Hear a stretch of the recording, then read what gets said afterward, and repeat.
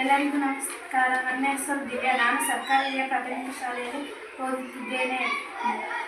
ನಾನು ಇಂದು KRS dam ಬಗ್ಗೆ ಕಿರು ಪರಿಚಯ ಮಾಡುತ್ತಿದ್ದೇನೆ. KRS ಡ್ಯಾಮ್ ಎಂದರೆ ಕನ್ನಡದಲ್ಲಿ ಕೃಷ್ಣರಾಜಸಾಗರ ಅಣೆಕಟ್ಟು ಎಂಬುದು.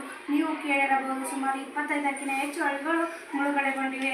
ಇದು ಭಾರತದಲ್ಲೇ ಅತಿದೊಡ್ಡ ಅಣೆಕಟ್ಟಾಗಿತ್ತು. ಇದನ್ನು ಕಟ್ಟಿಸಿದವರು ಮೈಸೂರಿನ ದಿವಾನರಾದಂಥ ಮೋಕ್ಷಕೊಲ್ಲಂ ಸರ್ ಎಂ ವಿಶ್ವೇಶ್ವರಯ್ಯರವರು. ಕಾವೇರಿ ಕರ್ನಾಟಕ ಜೀವನದಿ ಇದು. ಕಾವೇರಿ ಕರ್ನಾಟಕ ಜೀವನದಿ ಇದು.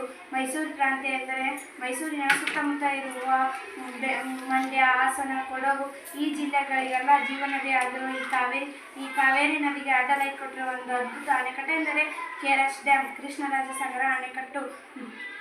ಇದು ಒಂದು ಉತ್ತಮವಾದ ಪ್ರವಾಸಿ ಆಕರ್ಷಣೀಯ ತಾಣವಾಗಿದೆ. ಇದರ ಮುಖ್ಯ ಉದ್ದೇಶವೇನೆಂದರೆ ನೀರು ಸರಬರಾಜು, ನೀರಾವರಿ ಇದರ ಮುಖ್ಯ ಉದ್ದೇಶವಾಗಿದೆ. ಇದು 8600 ಅಡಿ ಉದ್ದವಿದ್ದು 310 ಅಡಿ ಎತ್ತರವಿದೆ. ಇದು 4100 ಮೈಲಿಯಷ್ಟು ಜಲಭೂಮಿಯನ್ನು ಆವರಿಸಿದೆ. ಇದರಲ್ಲಿ 43.33 TMC ನೀರನ್ನು ಸಂಗ್ರಹಿಸಲಾಗಿದೆ. ಇದು 8500 ಎಕರೆ ಸರ್ಕಾರಿ ಪ್ರದೇಶವನ್ನು ಮುಳುಗಡೆಗೊಂಡಿದೆ. ಇದರಲ್ಲಿ